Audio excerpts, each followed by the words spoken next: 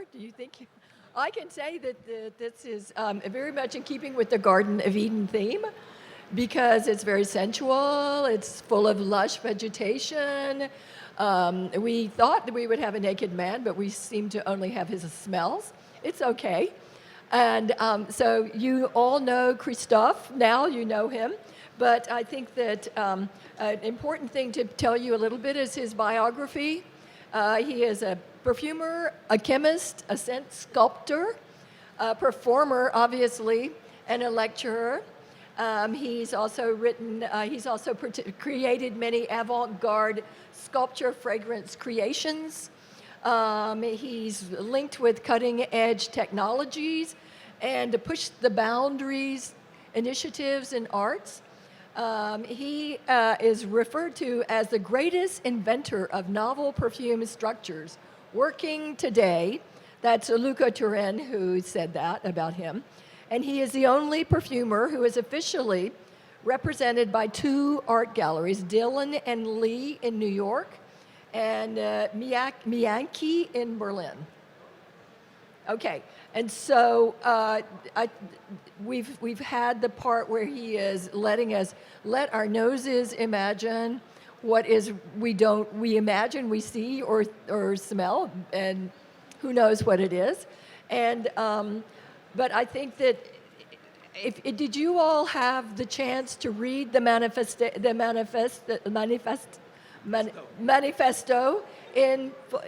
online anywhere? Do we have the copies of it that you can?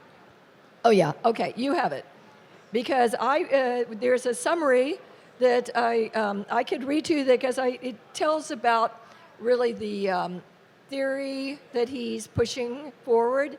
He is first envisioning and describing a utopian world in which people benefit from the vast powers of perfume.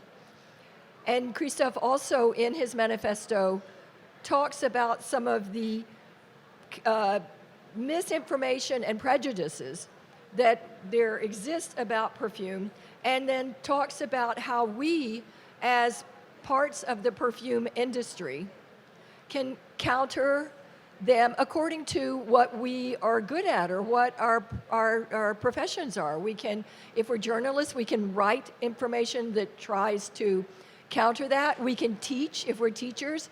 If we are perfumers, we can launch initiatives that counter this.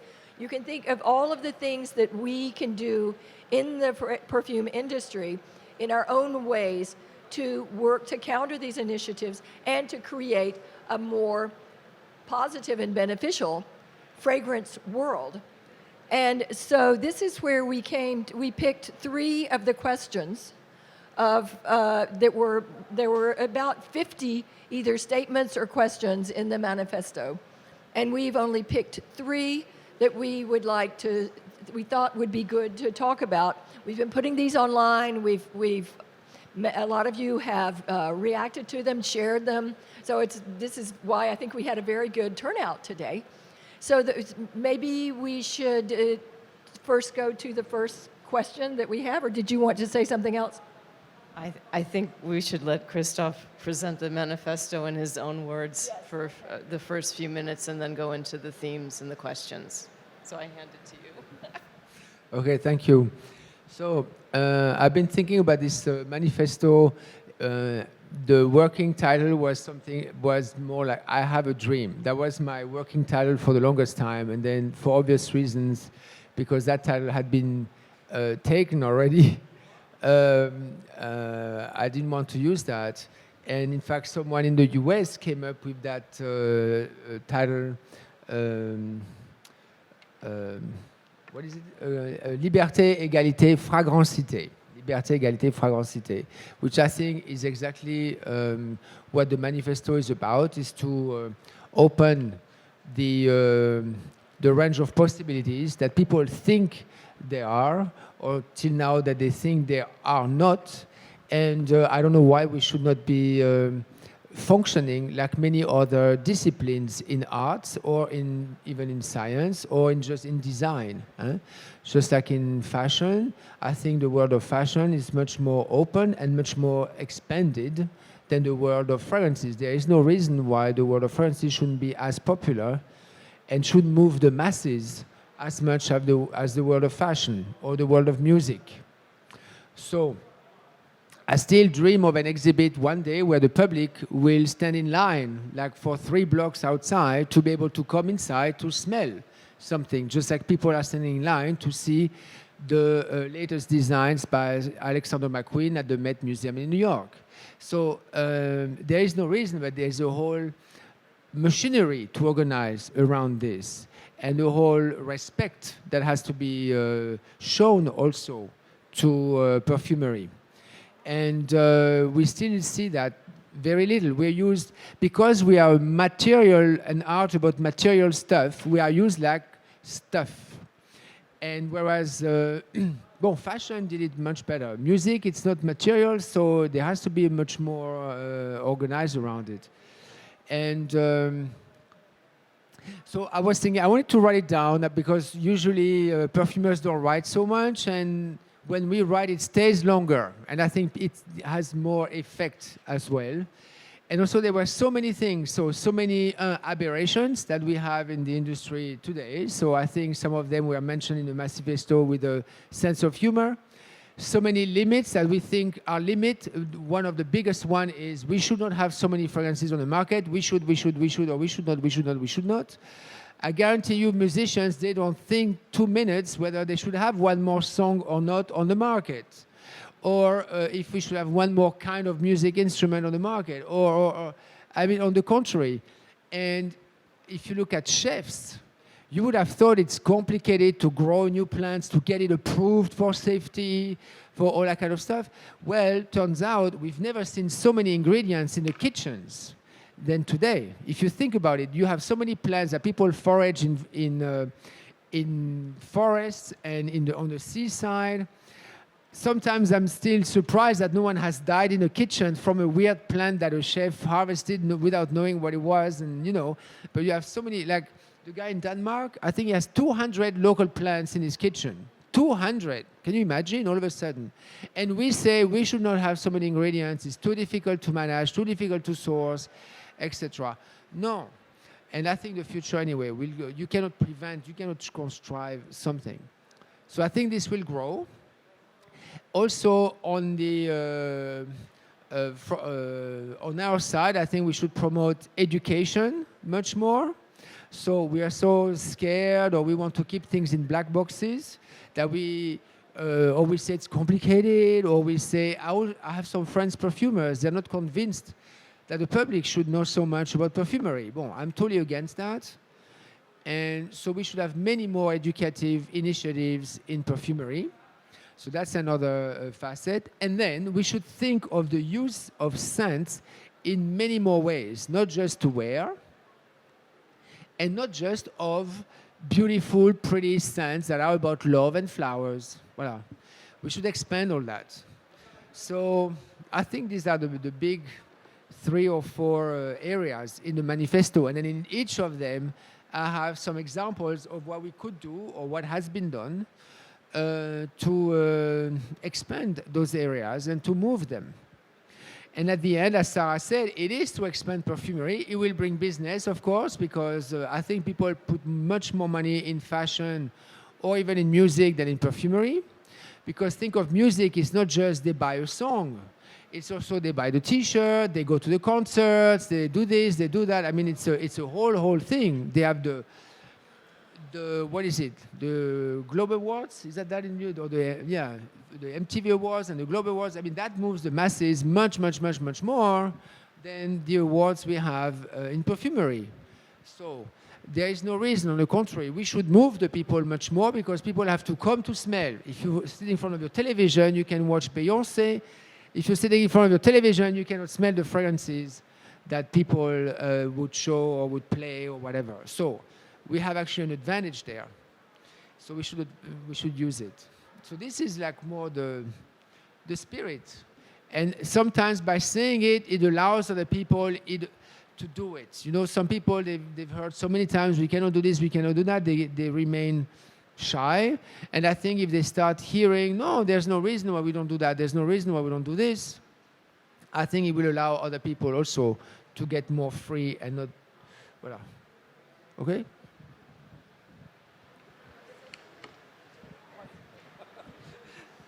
So I do hope every one of you have a copy of the manifesto. Otherwise, we have some copy outside.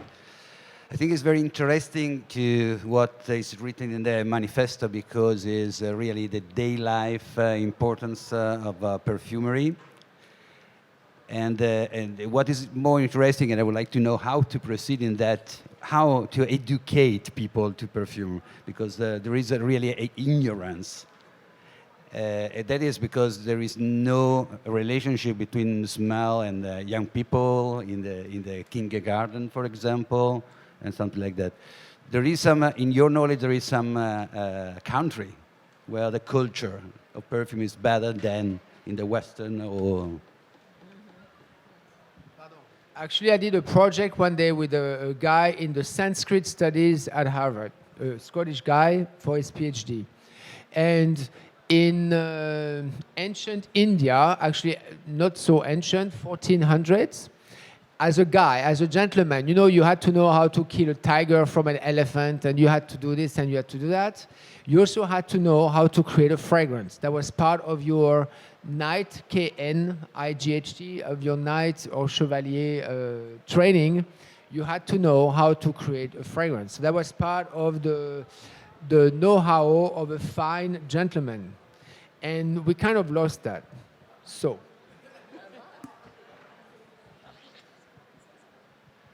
Grazie. Io vi parlo in italiano perché abbiamo firmato un manifesto, un altro manifesto, come alcuni professori italiani, di tornare a utilizzare la nostra lingua perché è stata viene un po' penalizzata, diciamo, anche nel consesso internazionale.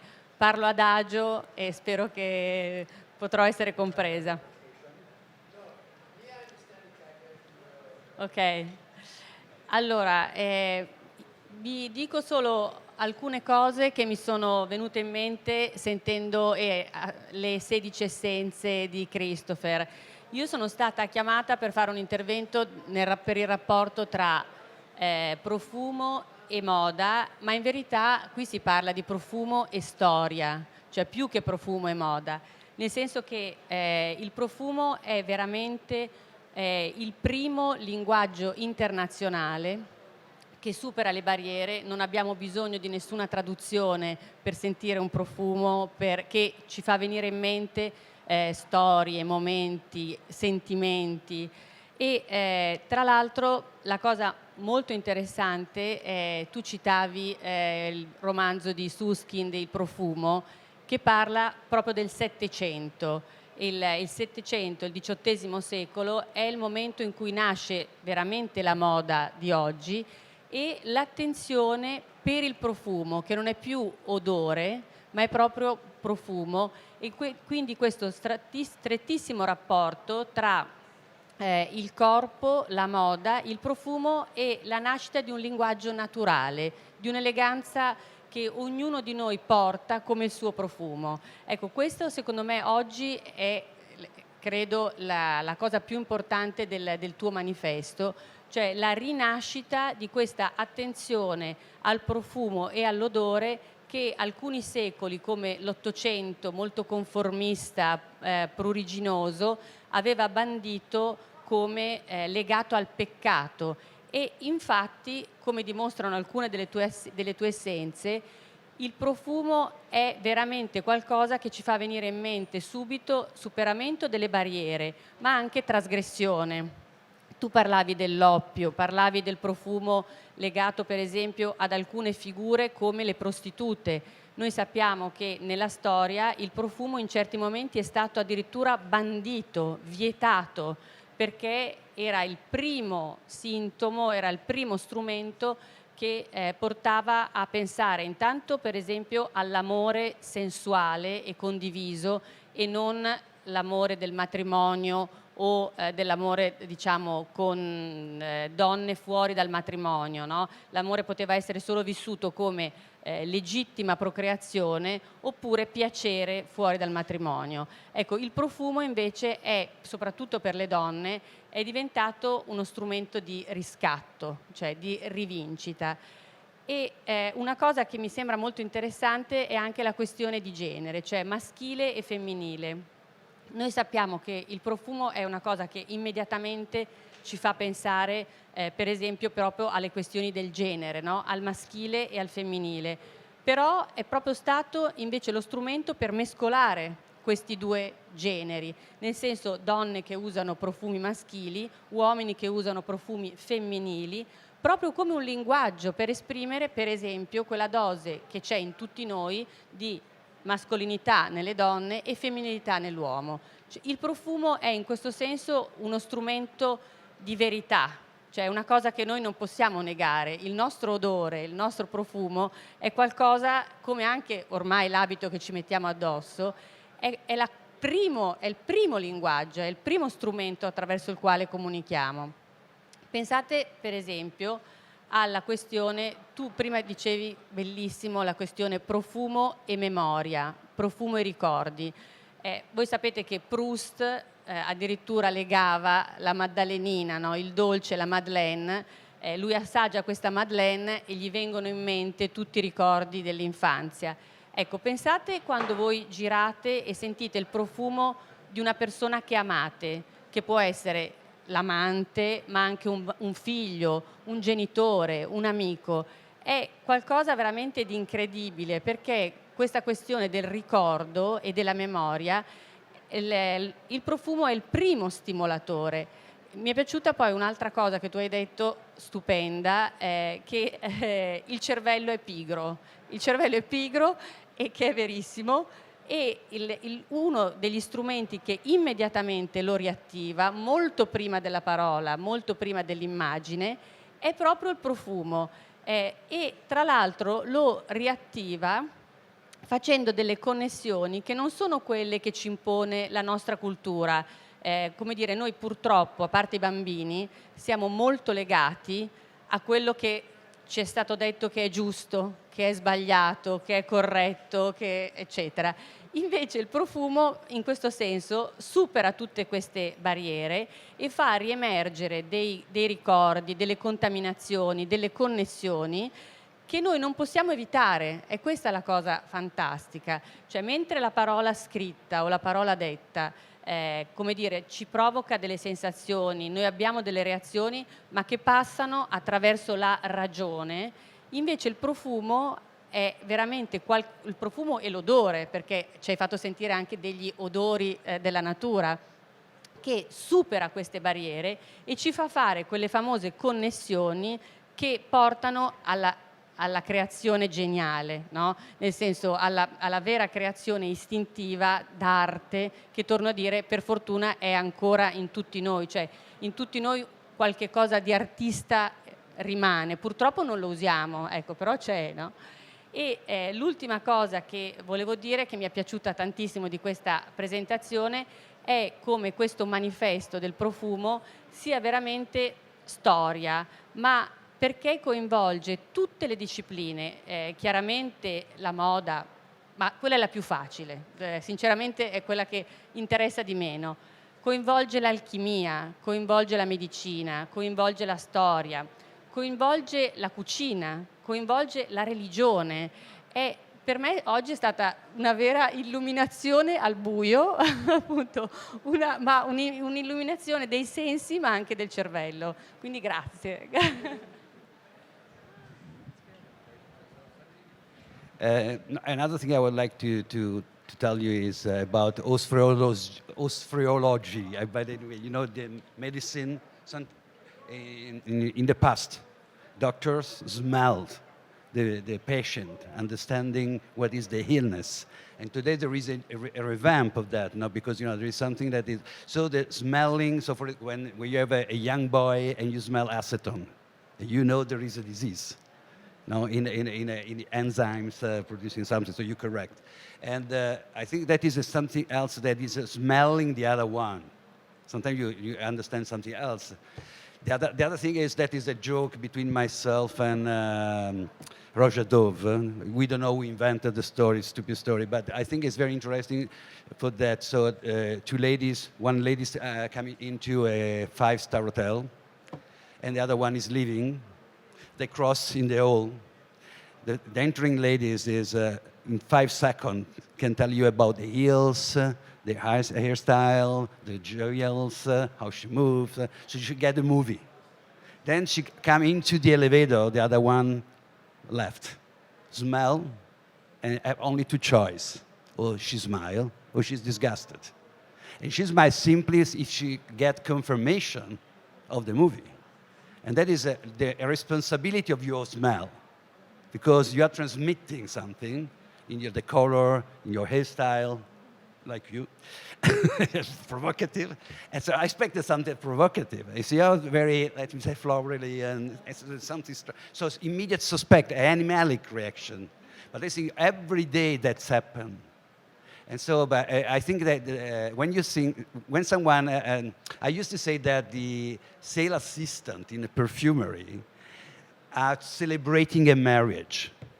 They have to know and interview and try to let the ladies, to find what should be the signature fragrance for her, representing her. So that is, in niche fragrances, I used to say, is the business made of fantastic number of slow moving. Because the target is to dress every single client with a different fragrance, theoretically. Not with bestseller is a disaster, because they are not respecting the identity. And that is one point. The other point is young people. Young people, I think, is so important. Because today, sometimes, in memory, for example, typical, if you let someone to smell tilleul, the flower, what? Linden, yeah. And what's happened, if you let some smell it to someone that has more than 40 years, they speak about spring. Younger people, absolutely not.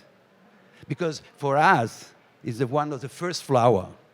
But today, in the cities, no more linden present. And so that is one of the messages that immediately linked to the timing. And so. But I think it's so obvious that perfume is in our life. But unfortunately, a lot of people don't know at all. So the point is how to communicate it, how to let the people open the nostrils every day and try to understand what it is. And the other thing I think you have to speak about is the auto-protection. So when you made this work where you have a bad smell like sulfur or something like that, after a week, you don't smell more. You have a background, you cancel. So our brain is absolutely capable to cancel and to create a background. And unfortunately, we have a dramatic background in our culture. While, for example, I would like to remember Sandrine Vidot, for example. I wonder if you never read she was an ethnical perfumer in the island. What is the island? I don't remember. Sandrine Vidot, Sandrine. She made some fragrances for Saskia also, for Lené, but not the island. She was in Nouméa. She lived in Nouméa. And she was one of the last students for Rudniska. And she died recently. But she used to visit people that use fragrances in a completely different manner as us. And that is a communication every day. So I think what is very complicated, like in science, is to let normal people not to consider perfume as something stranger. It's not something to mimicking other people. But it's not so easy to communicate something that people think they can understand. As I think it's very stupid, and you demonstrated, to try to explain to someone what is inside the perfume as ingredients. What is important is the emotion you get, only the emotion, because it should be a pear, but should be a muguet. Who mind? But if you get a muguet and the story is in, so you have to see the eyes of the people smelling something and see that they learn.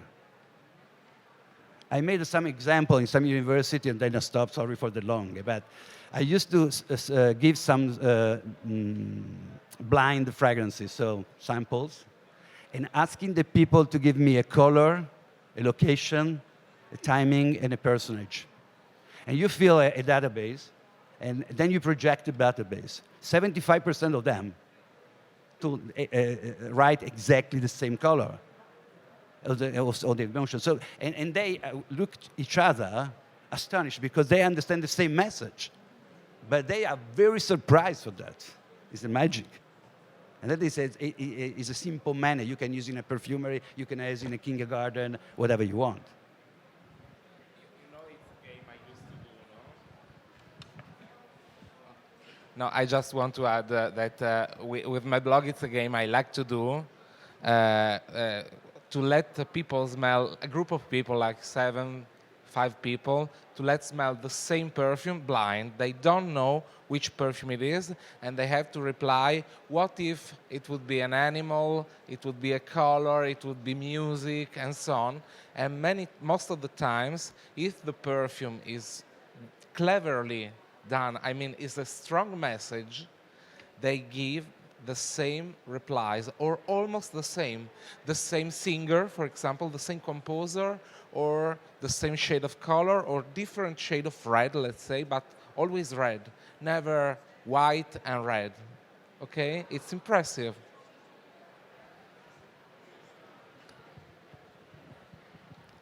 Well, I think in the business that I'm in, I think one of the things that we could do as retailers or as brands would be to create interesting events. And it was very interesting to me what Christophe did today, both being in the dark, both then having the images, because, and on top of that, being able to smell 20 different fragrances and not have an olfactory overload. So this is a learning even for us who are in the industry and who are so-called experts, that we always have more to learn. And I say thank you for opening my eyes to this. And now I know what my mission is. Yes, and I think that it seems to me when I read Manifesto, I was thinking, when you read this, it's a call to action. What can we do, each of us differently? Because we all have different talents, and we all are in different parts of the perfume industry, or we're not in it at all. And what I would, one of the things that would make me really happy, in addition to all the things that I learned today that were totally blowing my mind, is that if the people here go away with a single mission, that you know, here's my bucket list of what I will start to do as of today, for instance, as a writer, I think it's like I have a responsibility to the perfume industries and to my readers, to teach them and to not write stuff that is already written as canned information. The French will call it idée fixe. It's just some misinformation that, it's like anything. As soon as you read a story, some journalist writes something and then everybody else just writes the same thing. And they'd never thought about it. They didn't question it. It's just boom. Or even if you have people smelling a fragrance, it's really better if you're having a smelling to have people write it down and not share until everybody has declared. Because one person can say, oh, I smelled this, and the other person say, oh gosh, I smelled that, better not say. Whereas get it all out and then you get it around, and you'll probably find that 75% actually saw the color red, but then there's that very interesting 25% that saw something else, and that other 25% is a huge part of the population. So there's lots of things that I could talk about, but that's all I want to say now, because that's where I felt very moved. And I think that maybe we could have, do you want to say some more, or should we send it to the... As a journalist, something I always mention is that people should do a lot of fact-checking. When you're in any other industry, even in fashion, you have the fact-checkers calling you to make sure everything is correct. And in perfumery, we don't have this thing. And so there are a lot of things out there that are not correct, that are written that are not correct. And also, what you should know is that we are a very oral industry. It's very unique. you know, there are not so many books or reference books in perfumery or in the sense of olfaction. So each time you have to go to the source of the information to actually know what is in there, what's going on, what's the truth, or to the farmer or to the perfumer that has actually seen the formula with his very eyes. You cannot. So I encourage people always to dig, and because we're so small, though as an industry, it's very easy to find the information. That's the reverse side. But you have to dig and you have to check. So that would be one thing. I would like to tell two things. One thing is, for example, Kodo in Japan. No, is a typical read in which you ask people to write down something and someone read. And so that is typical communication. So that is, fragrance is communication since centuries and centuries. Someone use it better than us. So I think it's better to learn and to study. The other thing is a little provocation on my side. I wonder if I can do that, but next year I would like to impose to any exhibitor here to pay a little fee for the Osmothèque. Because what is absolutely stupid is that you have a lot of, I already speak with some person in a government, French government, for example, but since I'm the only one Italian supporter of Osmothèque, and we have a lot of people pretending to have art, but someone is protecting the art, someone is protecting the story, someone is teaching and writing books or something like that. We have a catalogation, and so I would like everyone will respect the seven family possibly, because we have about 1,200 family according to journalists. I don't know, really, someone invented something. Let the people to understand better what are the main family. Then you can have a lot of sub-family, but please, give almost the main message. But Osmothèque, I think, is really a voluntary work, and is enough 100 euro per brand. And someone will be very happy, and we can have something more. It's very easy. And also the Amis des Osmothèques, for example, you have some publication and something like that.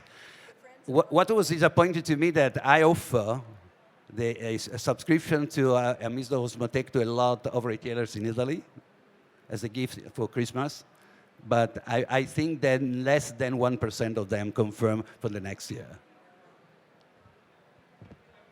Yes, do you know what Osmothèque is? Raise your hand. Oh, good. Who has been to Osmothèque? Oh, look at, this is very good. Any of you who have not, it's worth going.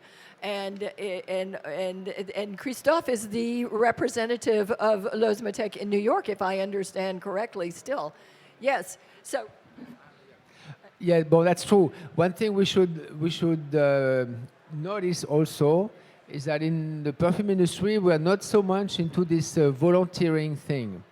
I came from chemistry, and usually, if you're in chemistry, you volunteer for the French Chemistry Association, or for, if you're organizations like yours or the L'Oréal of this world, you go to universities and you do presentations, you sponsor students, you have what are they called? The bourse, stipends, fellowships for students and everything.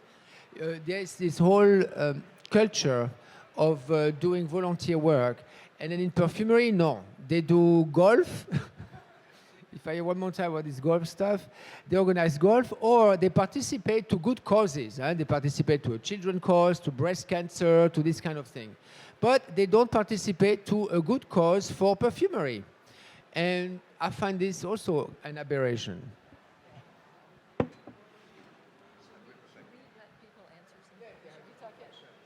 Okay, so I'm going to go out into the crowd and see if there's any questions that you'd like to pose to the panel, being that we're probably short of time.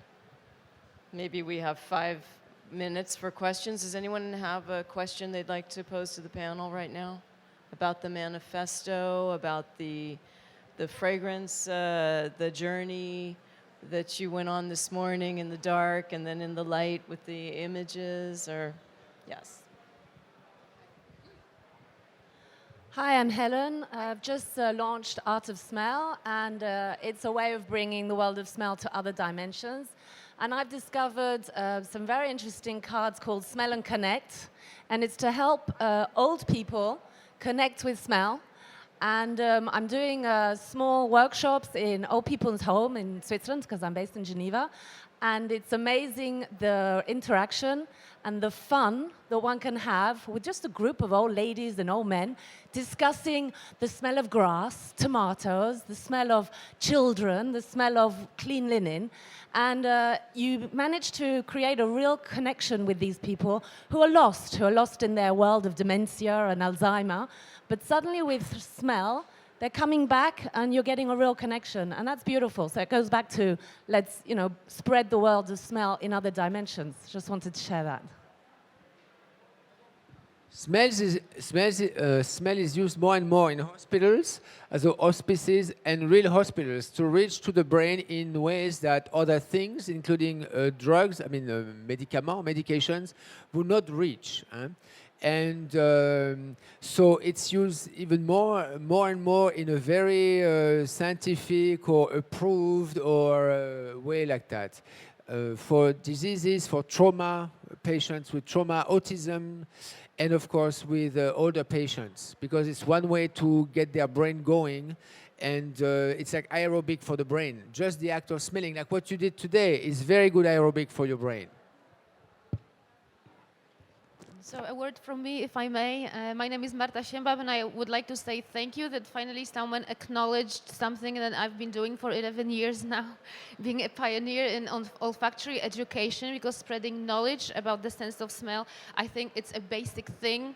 I work with children as old as 3 years old, and also with elderly people, with autistic children, with disabled people, but also with architects, with designers, people from different areas. And I would like to encourage everyone to team up with people from different areas and to work in like multi-skill teams, not just to be closed in our specialty, in our world, but just engage people in tiny projects, also working pro bono for those who cannot pay to get in touch with this luxury of smell, because it's not just expensive perfumes. It's, as you said, something that connects emotions and memories. So it's a good thing that it has finally happened. I read your manifesto with a beating heart, because it's true that the sense of smell has been forgotten. And even here we can see that the world of perfumes is becoming more and more Instagrammable, that we are still trying to make the perfumes visually attractive, and we are somehow pushing the olfactory side of perfumes back, because we need to communicate everything via social media, and still it's not possible to transmit scents via social media.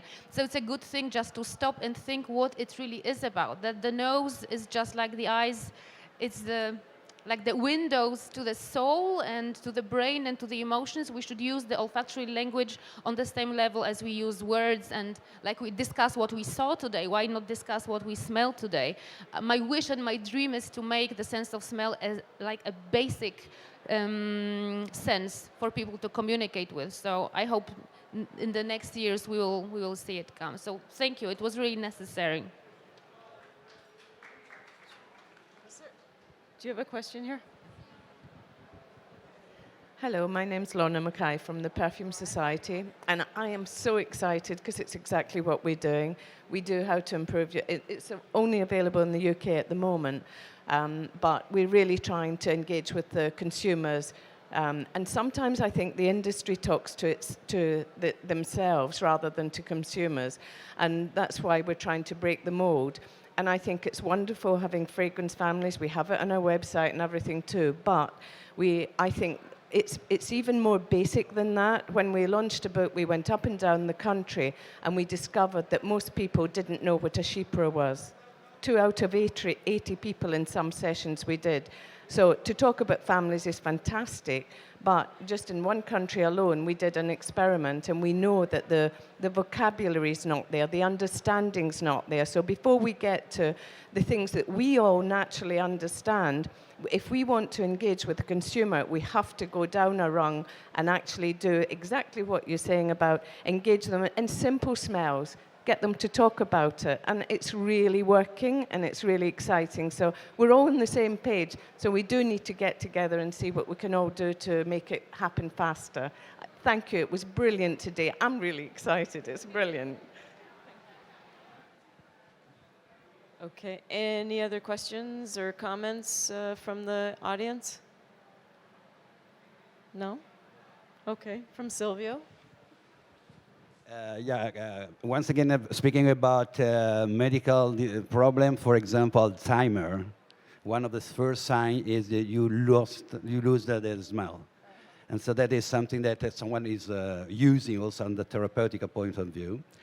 The other thing is, don't think it's not possible to transmit by social media or something like that fragrances, because there are more devices. You can obviously make like stupid, but you have devices for the computer. You can transmit something, a string, and you get on the other side the whiff of a smell. It's not actually transmitting, right? You can only get from the speaker, so as to say whatever is planted in it. So it's not actually transmitting, it's just making a signal. No. There was someone in Israel, for example, using simply inkjet. If you use different cartridge inside, you can mix together. Yeah, sorry. Surely. You can have a microphone for the smell, and okay, that's fine. That's for sure. But anyway, you can, so for example, there are some messages like I can send a message to the computer of my fiancée, and she gets the smell of rose. Oh, bacon, if you want. In early morning, yeah. But so I think we have some manner to use daily perfume in a different manner. So home fragrances, there is not a culture for home fragrances. They are covering. It's not using different rooms, different fragrances.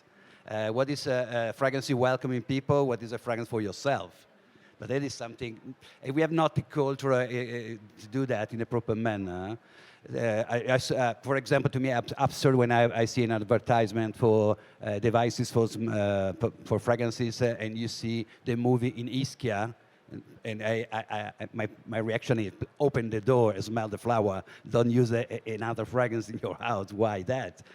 But in some cases, it should be interesting. But it's, there is a basic culture in a daily usage of fragrance that is really difficult to explain. I think one of the more complicated things every one of us has is how to transmit, how to involve, make it easy, and be correct. There is a lot of mistakes that are transmitted by social network, like the coffee beans, smell to free your receptors, something like that. And what's about how many people think that they have an allergy toward ethanol, and then they drink wine? That is completely absurd. But they think, no, I want alcohol-free. And allergy problem with the IFRA is a huge problem because no one asked to forbidden to sell bread, because you can have something that can kill someone. I don't know one person died for a perfume in the past 2,000 years. And why we have to forbid Oakmoss? Inform people that Oakmoss is in. That's all. But why we have restrictions that are not for aspirin and not for sulfamidic, but for perfumer? Why? Make absolutely no sense. But no one is reacting. That is absurd. I'd like to create a brand that is allergy. I would like to call allergy contains. That could be a good branding.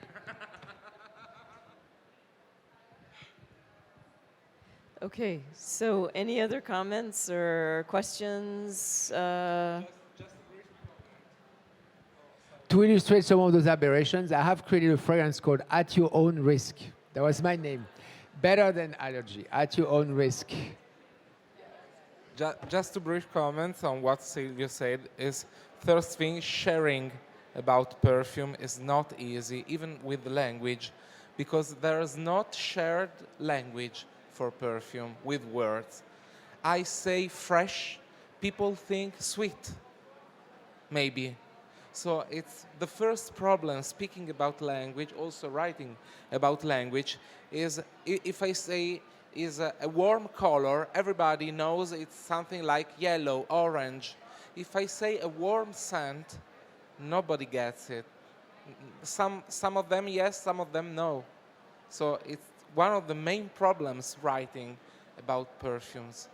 And we don't have yet live streaming perfumes. So we are trying with the technology.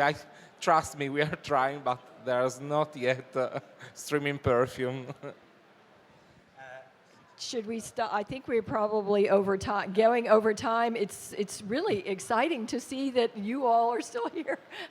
So I imagine that you're ready to go out and preach the gospel of perfume. So now we're going to just, what should we bless everybody? No, I think we need to go forth and share. I feel the inspiration that we feel, because inspiration is breathing in, and now we breathe it out. So. The last recommendation. Christophe made an effort, wrote a manifesto. Please share, share, share, and share, because it's very clean, easy, simple, and it's. I think it's one of the first bricks of the wall we can build up. We want wall. No, sorry, I want to build up another wall. So no, thank you. But anyway, transmit, and share.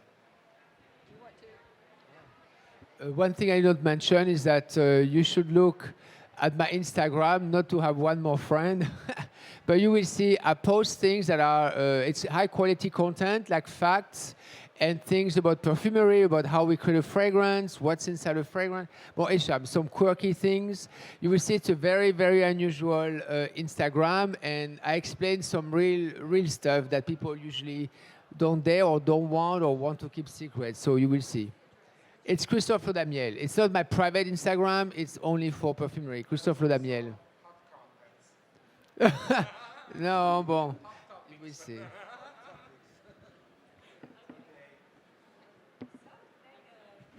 Thank you. It was great. Thank you.